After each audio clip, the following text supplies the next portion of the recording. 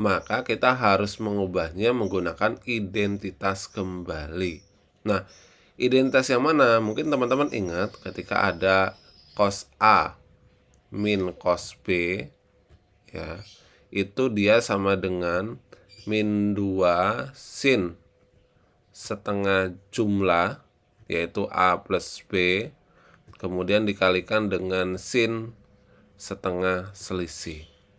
Nah, ini harus teman-teman ingat juga rumus jumlah dan selisih ini. Maka karena di sini ada cos X min cos 2X, maka bentuk tersebut dapat kita rubah menjadi Assalamualaikum warahmatullahi wabarakatuh. Halo semuanya, kembali lagi di Bahas Matematika. Di Bahas Matematika kita kali ini, kita masih membahas terkait dengan limit fungsi trigonometri. Jadi jika di bagian kemarin, di bagian kedua, kita sudah membahas beberapa permasalahan, tapi tanpa menggunakan identitas di trigonometri. Nah, untuk limit fungsi trigonometri kali ini, kita akan melibatkan beberapa identitas. Nah, kenapa kita harus melibatkan identitas dalam fungsi trigonometri? Oke, untuk mengetahuinya langsung saja kita akan bahas satu persatu permasalahan yang ada. Misal untuk kasus yang pertama di sini. Untuk kasus yang pertama, di sini ada limit X mendekati 0 dari 1 min cos 2X dibagi dengan X dikalikan dengan tan 4X. Nah, sebetulnya dalam limit, hal yang pertama harus kita lakukan yaitu kita langsung memasukkan X mendekati 0-nya. Artinya ketika X-nya langsung kita substitusi dia dengan 0, hasilnya adalah 0 per 0. Maka, apa yang harus kita lakukan? Kita harus mengubah cos 2X-nya. Nah, cos 2X itu bisa dirubah dengan apa? Kita ingat terlebih dahulu identitasnya bahwa ketika ada cos NX, dia sama dengan 1 minus 2 sin kuadrat dari setengahnya NX gitu ya. Berarti kalau di sini ada cos 2X, maka dapat kita rubah dia menjadi, langsung saja kita tuliskan, ini limitnya X mendekati 0, 1 minus. Nah, ini harus kita berikan tanda kurung. Dalam kurung 1 min 2 sin kuadrat setengahnya dari 2X, yaitu dia adalah X. Kemudian ini kita bagi dengan X kali tan 4X. Oke. Ini X dikalikan dengan tan 4X. Nah, kenapa di sini harus dikasih tanda kurung? Ini sering terjadi kesalahan. Yang artinya, ini kan kemudian kita operasikan bagian pembilangnya, di mana 1 dikurangi 1 dia 0, kemudian minus ketemu minus itu jadinya plus. Maka di bagian pembilang itu sekarang dia menjadi 2 sin kuadrat X gitu. Jadi untuk menanggulangi kesalahan-kesalahan seperti itu, karena minus ketemu minus jadinya adalah plus. Nah, setelah itu dia dibagi dengan X dikalikan dengan tan 4X. Nah, kita ketahui bahwa 2 sin kuadrat X itu artinya dia adalah 2 sin X kali sin X gitu ya. Jadi jangan sampai 2 sin kuadrat dia menjadi 2 sin X kali 2 sin X, itu salah. Jadi 2 sin X dikalikan dengan sin X. Kemudian ini kita bagi dengan X per tan 4X. Nah, setelah ini bagaimana? Setelah ini karena kita di awal sudah membuktikan beberapa formula dalam fungsi trigonometri, maka kita dapat menggunakannya. Di mana ketika ini ada sin X per X, berarti kan dia 1 per 1 ya. Kemudian yang kedua, ketika ada sin X per tan 4X, dia adalah 1 per 4. Maka nilai dari limit fungsi trigonometrinya itu tinggal kita ambil koefisien-koefisiennya saja, yaitu 2 kali 1 kali 1 per yang bawah adalah 1 dikalikan dengan 4. Sehingga kita peroleh hasilnya dia adalah 1 per 2. Gitu. Oke, kemudian kita akan lanjut ke permasalahan yang kedua. Dimana untuk permasalahan yang kedua di sini tetap sama. Langkah pertamanya kita harus langsung mensubstitusikan X sama dengan nolnya. Oh, ternyata ketika langsung kita substitusikan X sama dengan nolnya, dia hasilnya adalah 0/0. Maka kita harus mengubahnya menggunakan identitas kembali. Nah, identitas yang mana? Mungkin teman-teman ingat ketika ada cos A min cos B, ya, itu dia sama dengan min 2 sin setengah jumlah, yaitu A plus B, kemudian dikalikan dengan sin setengah selisih. Nah, ini harus teman-teman ingat juga rumus jumlah dan selisih ini. Maka karena di sini ada cos X min cos 2X, maka bentuk tersebut dapat kita rubah menjadi min 2 sin setengah jumlah, berarti X tambah 2X adalah 3X, dibagi 2 adalah 3/2X gitu ya. Kemudian dikalikan dengan sin setengah selisih, X dikurangi 2X itu adalah min X, dibagi 2 artinya min setengah X. Kemudian ini kita bagi dengan X kuadrat. X kuadrat artinya kan adalah X dikalikan dengan X. Setelah itu bagaimana? Setelah itu kita lihat. Nah, ini kan sin 3/2X per X, artinya nanti kan 3/2 nih. Terus yang keduanya, ini ketika ada sin min setengah X per X, jadinya kan dia adalah min setengah.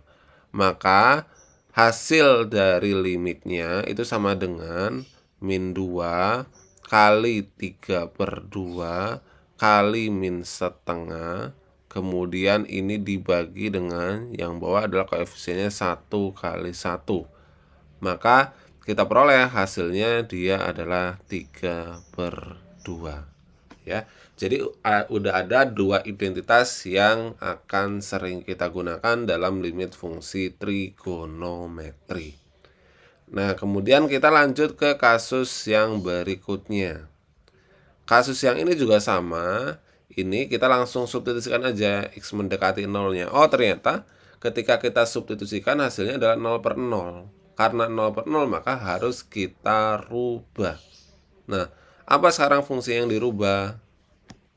Kita ingat dulu identitasnya, yaitu bahwa ketika ada sin kuadrat X ditambah dengan cos kuadrat X, dia sama dengan 1. Maka 1 di sini harus kita rubah menjadi apa? Menjadi sin kuadrat X ditambah dengan cos kuadrat X. Maka sekarang limitnya menjadi limit X mendekati 0 dari cos kuadrat X minus, ya, jangan lupa ini dalam kurung sin kuadrat X ditambah dengan cos kuadrat X. Kemudian kita bagi dia dengan 2 sin X tan X gitu ya. Ini 2 sin X tan X. Nah, sehingga ini cos kuadrat X minus cos kuadrat X jadinya 0. Bersisa yang atas tinggal min sin kuadrat X. Nah, kalau min sin kuadrat X itu artinya kan min sin X dikalikan dengan sin X gitu ya. Jangan min sin X kali min sin X, salah. Karena yang kuadrat itu adalah minnya. Yang kuadrat itu adalah sinnya, bukan minusnya. Nah, kemudian yang bawah dia adalah 2 sin X tan X. Ya sudah, kita pasangkan aja ini ya. Sin X dengan sin X gitu ya. Kemudian yang kedua sin X dan tan X. Dan ini hasilnya adalah 1/1, 1/1. Maka untuk hasil limitnya itu sama dengan min 1. Min 1 itu dari min ini. Kemudian kali 1 kali 1 per yang bawah adalah 2 kali 1 kali 1. Ini sama dengan hasilnya adalah min 1/2. Nah, mungkin muncul pertanyaan, apakah harus selalu kita itu dalam menyelesaikan limit fungsi trigonometri itu menggunakan identitas? Tidak gitu ya sebetulnya. Nanti bisa juga kita menggunakan turunan dalam fungsi trigonometri. Tapi untuk kali ini kita akan berfokus dengan menggunakan identitas fungsi trigonometri terlebih dahulu. Oke, kemudian kita akan lanjut. Untuk nomor 4 itu sama ya, silakan nanti teman-teman coba untuk mengerjakannya, dimana berarti yang dirubah adalah cos 4x-nya. Kemudian kita akan lanjut ke kasus yang kelima. Nah, kasus yang kelima ini bagaimana? Ini juga langsung kita substitusikan. Nah, di sini x-nya ternyata dia nggak mendekati 0, tapi x-nya itu mendekati pi per 4. Terus bagaimana? Ya udah, pi per 4 itu artinya berapa sih? Pi per 4 itu artinya dia adalah 45 derajat. Karena pi sendiri itu adalah 180. Nah, ketika dimasukkan 45 derajat ke penyebut dan pembilang, oh ternyata hasilnya adalah 0 per 0. Maka kita harus mengubahnya menggunakan identitas kembali. Identitas yang mana? Kita ingat dulu bahwa ketika ada cos 2x, cos 2x ini dapat dirubah menjadi cos kuadrat x min sin kuadrat x. Maka di bagian pembilangnya untuk cos 2x-nya kita rubah dia. Ya, kita copy aja. Kita rubah dia menjadi cos kuadrat x min sin kuadrat x. Gitu. Sehingga ini dia menjadi cos kuadrat x min sin kuadrat x. Nah, sekarang ingat, ketika ada misalkan a kuadrat min b kuadrat gitu ya, ini kan hasilnya dia sama juga dengan a plus b dikalikan dengan a min b gitu ya.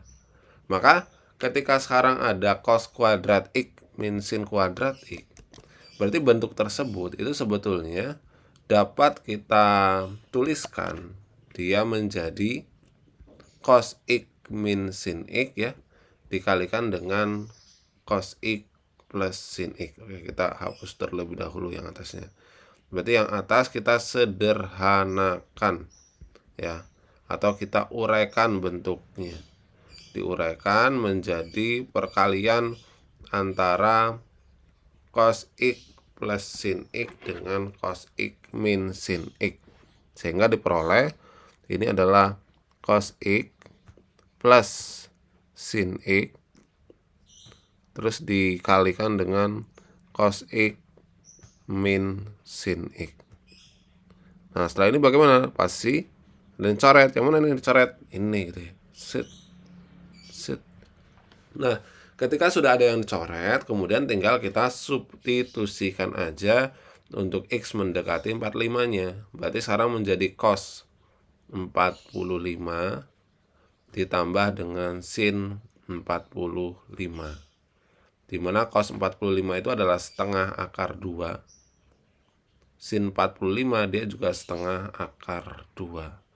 Sehingga kita peroleh setengah akar 2 ditambah setengah akar 2, dia adalah akar 2. Nah, itu adalah pembahasan kita terkait dengan limit fungsi trigonometri dengan melibatkan beberapa identitas. Nah, silakan untuk soal berikutnya bisa teman-teman coba untuk berlatih. Nanti jika ada pertanyaan bisa dituliskan di kolom komentar. Semoga video penjelasan ini bermanfaat dan terima kasih.